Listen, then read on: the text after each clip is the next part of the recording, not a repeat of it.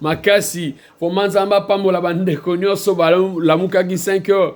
Je m'étendais même pas que Batou bakoki ko poussa na lisusu vraiment na tango wana, mais je vis à beaucoup, vraiment beaucoup du monde na tongo. En tout cas nzamba mona bino pambola vraiment bondimi ko se sacrifier ko kata ba pongi ko ya na 12 heures pe ko ya lisusu na poko lelo tika nzambe ya lola amona bino nyonso na mabota esika oyo bozwami bien-aimé dans le Seigneur.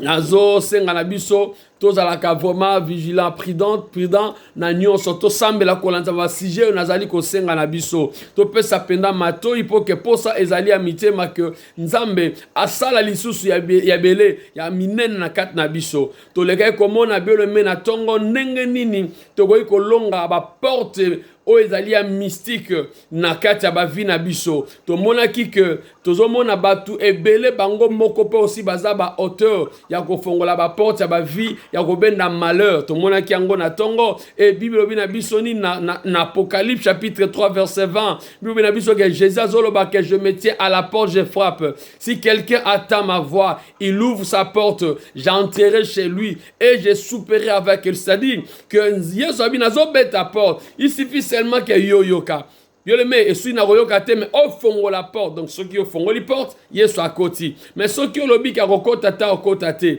Donc batu mingi to mona kata mokili aboino ba Yesu akota na vie na ye Yesu oya pe na makasi te ezo dépendre na mutu ye moko. Donc sur boya boy mais nazo ebisa yo c'est pareil même aussi na monde na lolenge moko ya vie spirituelle na makambo tali ya molili. Demain pour akota na kati nzoto na vie na yo azwa possession, il faut que yo pesa enzela to mona kata mustu emi mpa na kati ndako eloko liboso faut visiter awe la toilette awe za opesa na kiti akovanda cuisine nga yango omona mutu akoti bien mais pas que ne toilette ko biso soute que non tikanga parce que déjà opesa ki enzela aokende ye moko po ayebi déjà nzela oyo la kisaki tamusa so na posa mai eza afrigo eza akosengo soute aokende tamusuko za po azu déjà possession yo pesi enzela ce pareil bien le même na nenga misala ya molili na ba mystique le diable ce ka ye na kati ya vie bien le même alukaka konza yango Bible zo ba na Apocalypse bi j'entrerai chez lui, je souperai avec lui avec moi. Donc ce que pesi nzela ya kondi. Donc okoko pesa nzambe nzela, tout comme poko pesa Satan. Ba tukaka mibale o basenga kakse ya yomoko opesa ye nzela po ki akota yango zomona batu ebele bapesa Satan nzela na bavi na bango yango na lobaka chaque fois kotungisa marana yo te tango zomona batu mususu bazo se comporter bizarre bazo se comporter mabe fo ba ke non na kati ya vi na ye nzamba zate na kati ya vi na ye c'est le diable ndazo kokamba kozala mwana nzambe bakomaka yango soko pesi Yesu nzela oyambelo kwa mokonzi mobiki so pesi akamba vi na yo mais soki bien aimé dans le Seigneur et que yo pesi nzela te yeba yango c'est le diable ndako luka ko poussa na pembe na yo akoya ko beta na porte ako tenter toujours na ba manière nyonso na ba vie nyonso ya biso batasa moi awa sata kotaka na nzoto ya mutu te sans azwa permission. Donc soko pesi nzela te akota te batu mingi bapesa Satan nzela bien le me yango zomo ba comportement mususu mituna ozo sala be fort na lingango lisute mais parce que okoma déjà place ya Satan ko vanda ko kamba yo akoma ko konza vina yo yango to baki ke to be ko samba na tongo ya ko kanga ba porte nyonso efongoma ki par erreur na ba sentiment na ba plaisir na ba émotion na makambo ndenge na ndenge e nzamba sunga biso e na lingi na lobela na après-midi ya lelo na pokwa lelo bio le mena tino etali sur l'annulation des décrets et d'ordonnances injustes. Alléluia. Ndenge ni to ko annuler ba décret ba décret to ba loi nyonso tout ba ordonnance nyonso tout o ezaki établi na ba vie na biso to koyeba yango au fur et à mesure. Alléluia. Oh c'est total na lolenge ya makambo yango ezali selon définition na o etali décret bien le met dans les seigneurs to ordonnance ne te comprendre qu'il y a quelque chose selon un philosophe moko na kombo ya Platon abandé kolobabo le décret Ezanine est une décision politique par rapport à ça est une décision politique qui veut qu'une période de temps déterminé. C'est-à-dire, à l'ozolo bango, ezali décision moko politique. Bolandanga bien. Eza décision moko politique. Oyo etiami pour la période de moko boye. Pour na kosukisa yango. Etiami exemple que tozo voter loi Songolo. Tozo sala boye ezali komo ba signer décision moko bazui. Ah et ça bon, to katili ka mutu asalita musuma be ba kateli etumbu. Exemple de décret va signer pour na tia na ye, mais ça pour na décret ça na tango nango moko pour na période moko a rosala 10 ans, a rosala 15 ans, to a revivre a boy a rosala boy.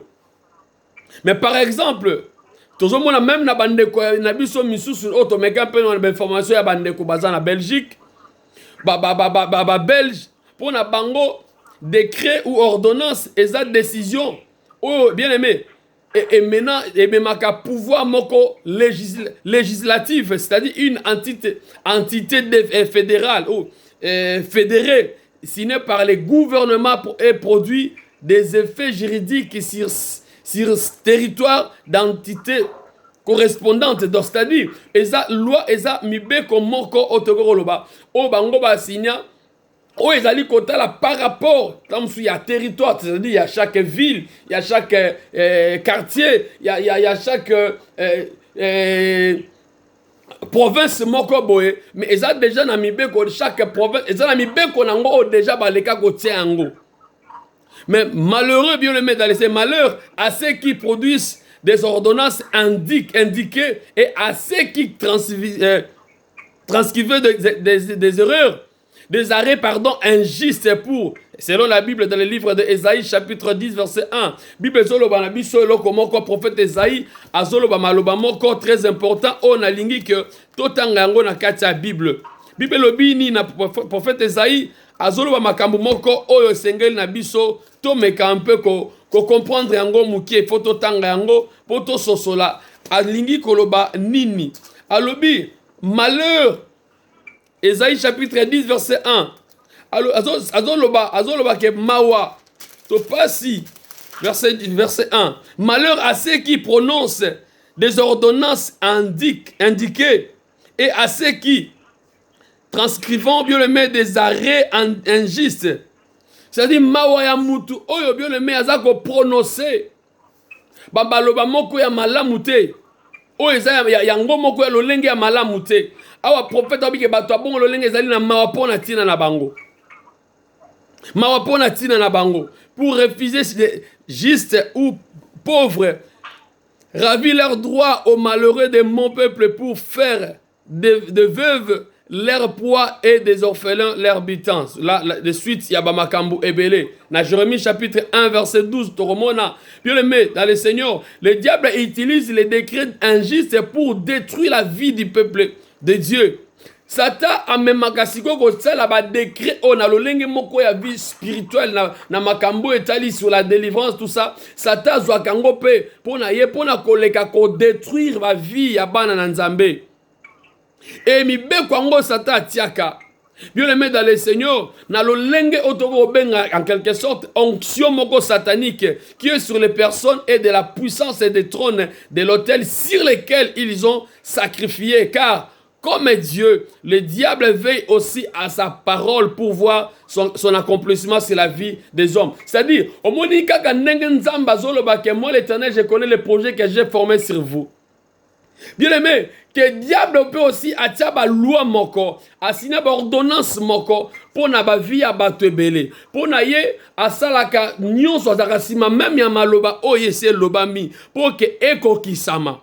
Ndenge nzamba zoloba que na azalaka sima maloba na epe ko kisama, Satan aussi avait beaucoup plus na maloba oye se lobami. C'est-à-dire, même les sorciers de marabouts, des occultistes, obalobi. Donc, et bimisami na lolenge ya mabe ya Satan, Satan ko veille sur yango, jusqu'à ce que ça accomplit na kati ya vie ya batu. Yango mona, baloka kingai, balakela kie mabeta ndenge komelie, azui baso mokota musu ya bo. Bien aimé, maloba wana le diable veillera sur yango.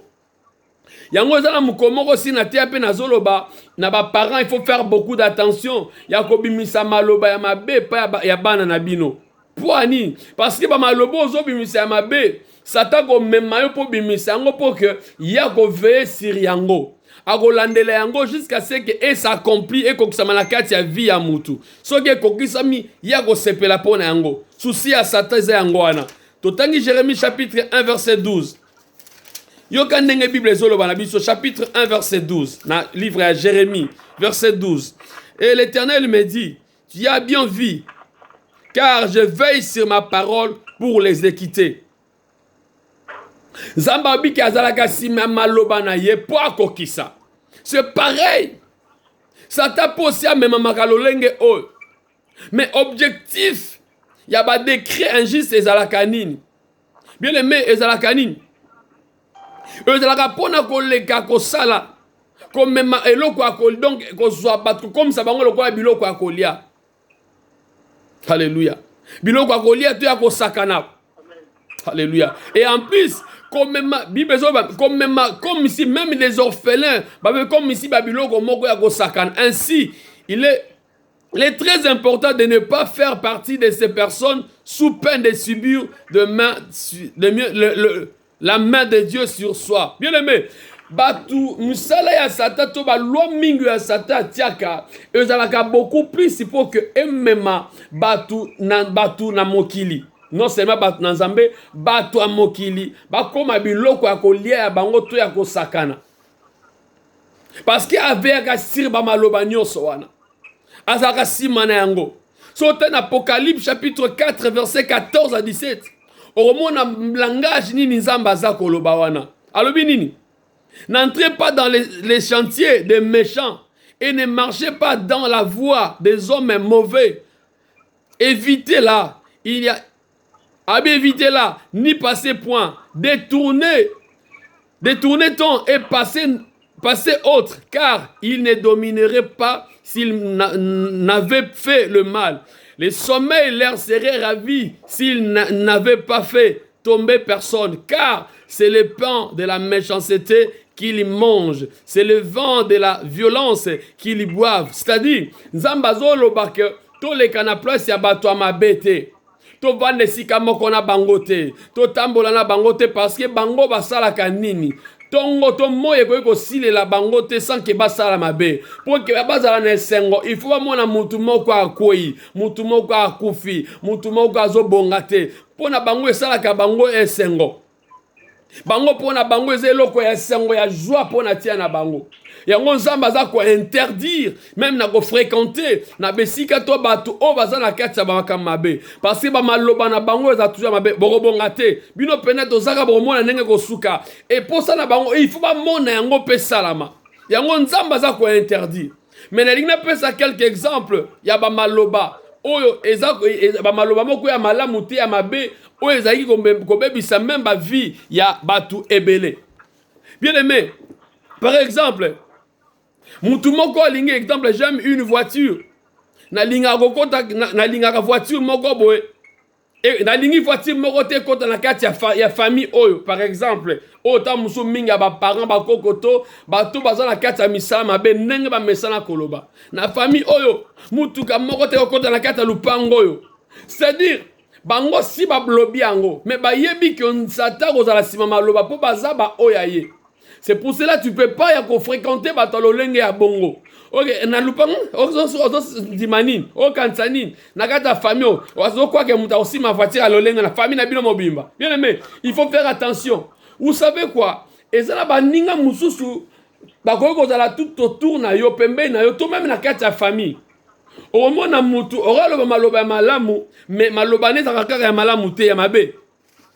Aujourd'hui, le matin, Moussouba Kambabi, par exemple, il faut na soma penda mutuka, oh vraiment, abi, tika, famille na bino mobimba. Mouta soma, tika là, jamais ko soma mutuka, jamais. Bien aimé, il faut faire attention à Batalolenge, oh. Il faut faire attention, parce que, tant à zolo bango, yo zolo bango, tant moussou na lolenge moko normal, mais yazo kende musika. Par exemple, tu ne te marieras jamais. Moutazolo ba yo penda na modèle na yo au balatin. Raisonner langage à bongo. Même na kati ya famille, combien bat baloba yango pe bongo. Au moins la soit maman ou noko tata mwasi papa to ndeko moko na kati ya famille azoyebisa mwana na ye to mwana kaske ndenge ozomona yo penda obala te obala su te jamais obala te bamaloba nyonso wana akobala susu te musu akoya koloba tu ne seras jamais au-dessus de moi. Donc azobana déjà kolobelo façon ta musu ozo se comporter yo ndenge ozo ne ba classe yo ndeko lekanga bien aimé dans le Seigneur il faut faire attention na batalo lenge aboy voilà ata ba kekende nini jamais ba kozaka aboy ba kosuka kana ça bien aimé il faut faire attention na lobite ke batu nyonso tu wana bazana makambo mais il faut faire attention na ba langage ebele Satan a utilisé kako nzamba sala lokola yebi ke nzamba zoloba ki azalaka sima maloba po a exécuter akokisa yango le diable aussi il fait comme ça alandaka bongo akosala tuba maloba nyonso eza ya mabe komi ya ye alati yango azwi yango akomisi yango alambi yango abandi kosala tu po ke maloba wana ekokisama po ke lobi histoire moko ebetama omoni nalobaka nini omoni ta ndenge balobelaka ta ndenge esalameli. Alors il faut faire beaucoup d'attention. Mais toyeba ndenge ko anile ba maloba nyonso. Peut-être balobela o likambo moko na kati ya famille. Ta muspa loba liloba moko boy ozaki mwana mukiozo miye bakutu te. Yo penda o akozala ndumba. O mona vina yo mobimba otikali pe bongo. O penda ozoyeba te azoloba bongo mais na ndenge abutu. Ici déjà utiliser vina yo. Abwa kelo mabe moko bo na kati ya nzoto. Atielo malédiction moko na kati na yo. O penende bozo mona akobota botaneka ba mibale belebele. O mona pe mutalo lenge wana akoba na kobota ta musubana misatu mine ta o pa bot ndenge ndeko moko ya mwana moko ya mobala na batuni ozana bana combien? Abina zana bana 7 je crois, 8. Bana 8 yango ba papa mama 5 mama. Raisonner yo mwana mobala ozana ba oboti déjà bana 8 na nobalité. Mais na ba maman 5 juste mukonini yo koza oba quand est-ce qu'on luka o reni o sangisa bango bien aimé tout ça là soko tali romona kezaki na source moko e bandaka mais moya ye bezate po bonzambe bezate. Il faut faire beaucoup d'attention bien aimé batu mingi déjà bandozo kola déjà na ba loi moko bozaki déjà établi na ba vie na bango ozaki na ba décret moko déjà tiamaki na kati ba vie na bango. Par exemple, encore, bien le mettre dans le Seigneur, Moutoumoko si azoko la bazolo beleke non, yo, na nengo zo beta mona na ngato sali angota musu na nenga kozong sa mutu na voix normale oka, tu ne seras jamais enceinte. Oh, yo robota te, mais pourquoi na botate? Combien ba lakela bango ma be na ba famille? Combien bien le mettre dans le Seigneur? Combien? Et le lo combien ko vivre ba conséquences yango? Oromona peta musu abali. Azozo bazemba zemezolonga toleke komona na tongo je crois que ndeko moko ya mwasi mama na bango lokwaze koko na bango moko za kobota te akendeki na ndako anganga kozwa kisi po abota o nganga PCP bana ya mapasa mais eloko ni na salaki apesaki ataki déjà loi moko boye lokola zwi bana mapasa akotika lisusu kobota lisusu te pe na kati ya famille na ye batu nyonso bakobotaka bakolekisa bana mibale te soit ki aboti mwana moko te soit mibale. Pourquoi? Parce que ça déjà loi déjà teka babana ya batu babenda bana mibale wana bayebi te so azwaki baona na mai soki wapi bapesa ye ya kufa kenda bana pe bakoli bana wana bazo continuer même makambo wana. Yo ye no na mokilo zano inonso yebi na yo te mais okuti yango na kati ya vie.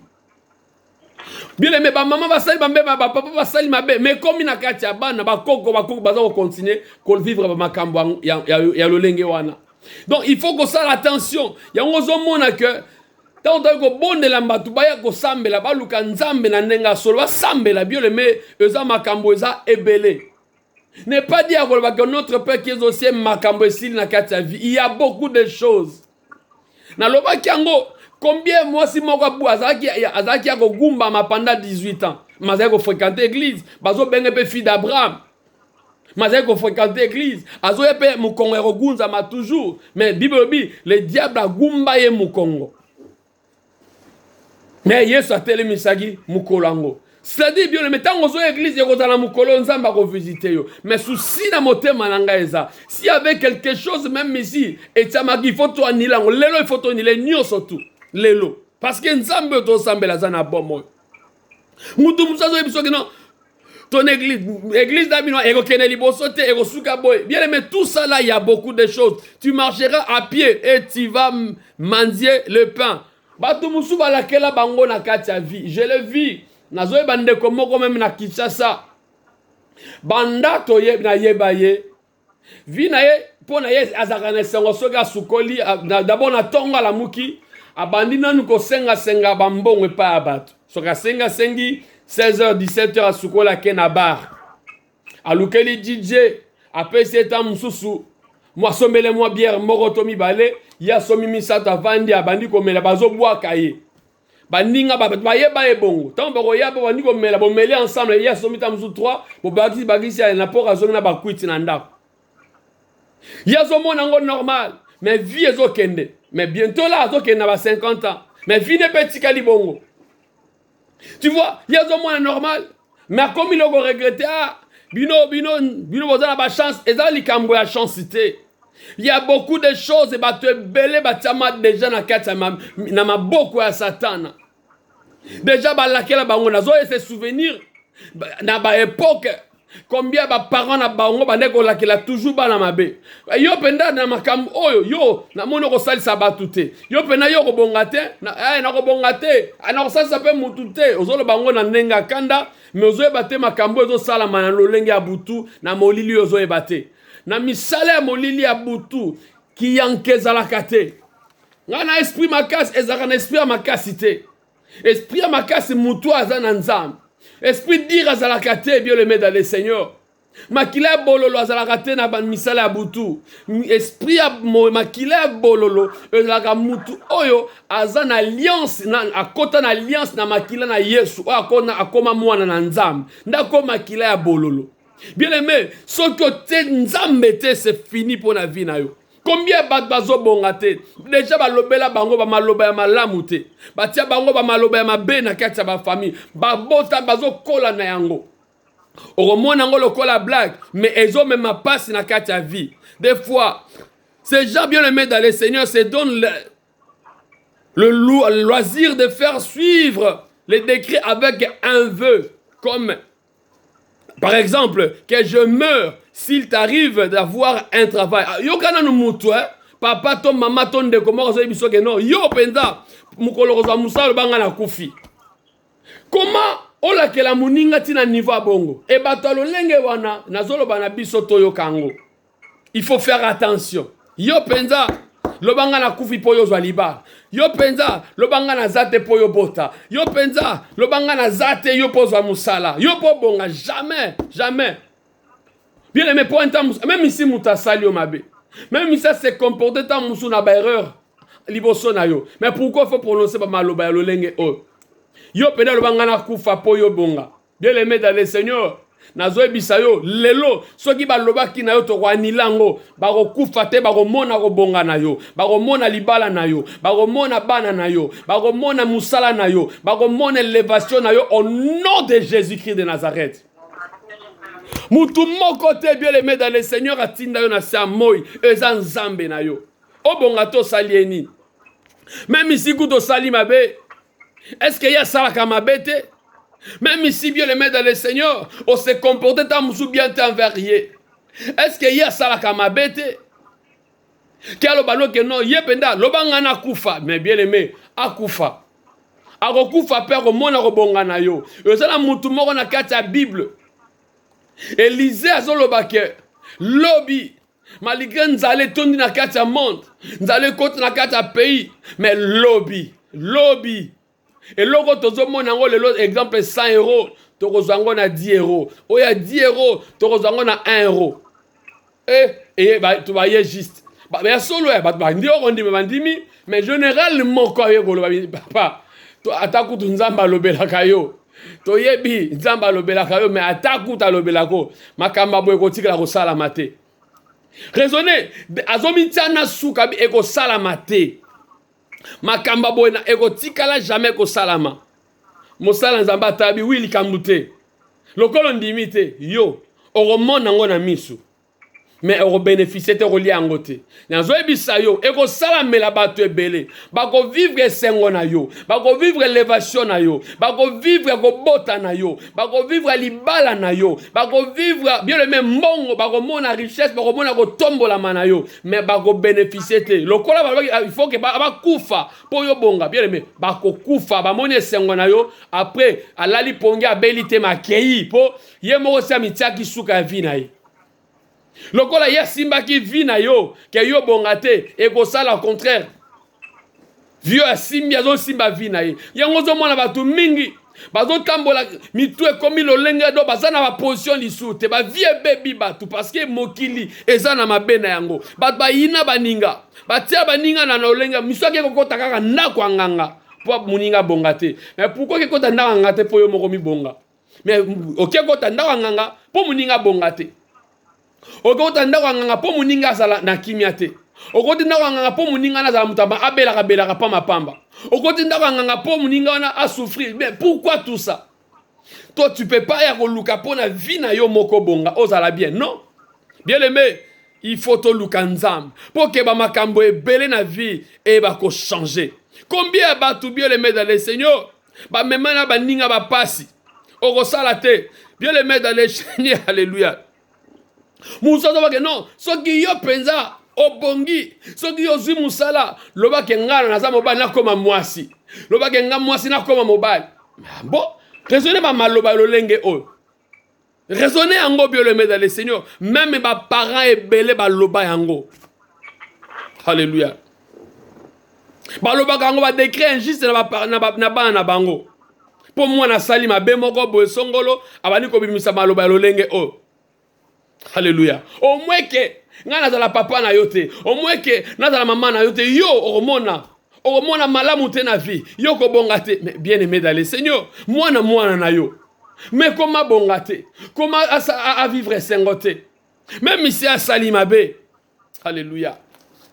Même ici à Salimabe. Comment bongate? Nyo sona pourquoi? Alors, tant que lobby be moi na robongata pour le bani.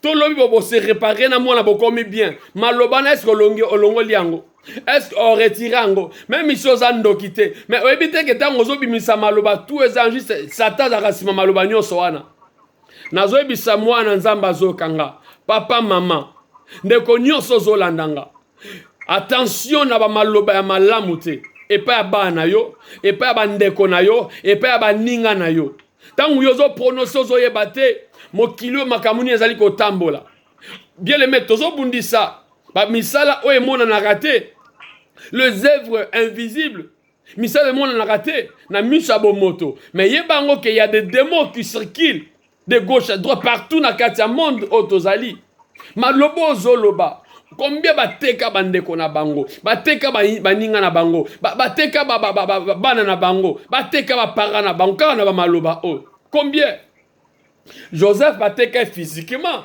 mais ce parrain n'est ça makape spirituellement pour ba moni étoile moko boy mutu moko za ko briller mutu moko oh vie na ye kozala meilleur c'est to tiki mutu akokia liboso lokola alingami pe pa papa muto to lukani to sala ye to bomai te to tekaye combien bakenda kotonga bayana bango bandeko na bango baleki na bango ba parents na bango epa ya bandoki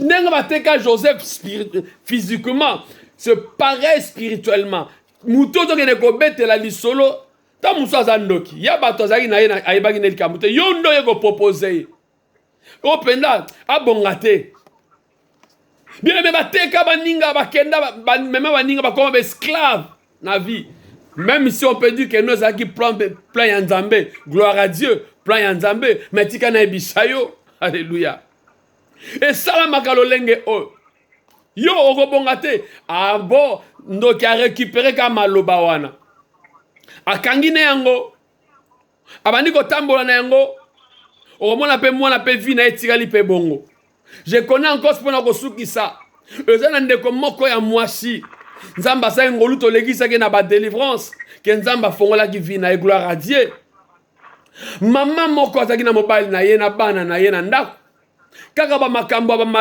ba kintwidi o ba kintwidi soit disant kintwidi na ebite se ba na robengo nini ba bango nini na kilinga to na France kintwidi na si mutu presque toi aye bien donc c'est-à-dire oza moi si donc moi na ya des kono ya moi ça comme moi si na yo donc ndeko wana zui babala na moi si na ekolo mosusu baboti pe bana mais famille na ye comme obligé ye il faut abala kaka kintwid il faut abala kaka niesi na ye azaka na mboka ya binonga sina bali na boti na zala ndaku na mwasi na ngana bana na lingite nenga bango ba eti na ndako liba ba webisa mwasi ke yo faut bima na ndako parce que mobali abala za mbali abato ye bango yo il faut bima na ndako mwasi aba akia bengi pe ba parane ba ye ko luka ba ye baba ni ko so makame comme makama ko swana ba bia yo tete mena biso ko mona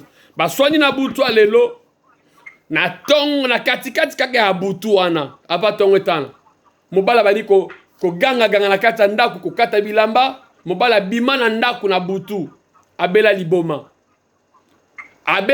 pendant 5 ans abela liboma pendant 5 ans atika isiko mwasi na zemi ayebaki te azali déjà na bazemi ba 1 mois 2 mois et même yemo pe mwasi ba nepe na komiye bango te ba pareil à moi si bake kozwa mwasi bake na mwana bango pourquoi bobelisi mwana bino liboma likambu te bolingaki ezala bongo bazwa mwana bango ya mwasi ndeko wana bela liboma pendant 5 ans ya liboma na fulu ya salité penza mais liboma na ye akena musika te kaka nzinga ya quartier wana nzinga ya côté ya famille na bango bazalaka po bazaki musika pete bandako yango so bali fo zamba musika na famille moi quelque part moi bien abaluka apeka wana bamona ndeko na bango nenga liaka na fulu nenga akimaka bambangu nenga gangaka ndenga bafinga ke na bana mikie bango bazo la bango na bien bazo me pe ba masanga na bango normal tala kindo keza loko mabe makasi na vie oyebini ne salamaki abela pendant 5 ans mukolo bakenda kozwa mwasi wana ya mboka ba ye na ye liboma esili liboma esila bakenda kovandisa na kata na po ezali lupango mpe ezalaki nango ya famille batsatsa bato bana baporte na bango taka wana akoti afandisi batie mpe mwasi wana amonaka mpe mobali yango oyo bayeyaki na liboma ntango baye amoni mobali yango yeyo azongi na ndaku quelques jours après liboma ya mobali esili mais mwasi ana kota akendaki aboti mwana ntango aboti bapara ya mwasi bake kokutana babiki mwana na bino abalaka mwana na biso me likambu te toye kozwa mwana na biso me boyeba atikaki ye na zemi babi non mwana na biso asali abeli liboma pendant 5 ans mwana na zemi oyo eza ya biso te seka bade kobima na mobali depuis mwana na eza ya biso te papa bokula bon d'accord bozo reconnaître bana ka ya liboso oyo te bon d'accord nga na récupérer mwana akomi ya ngai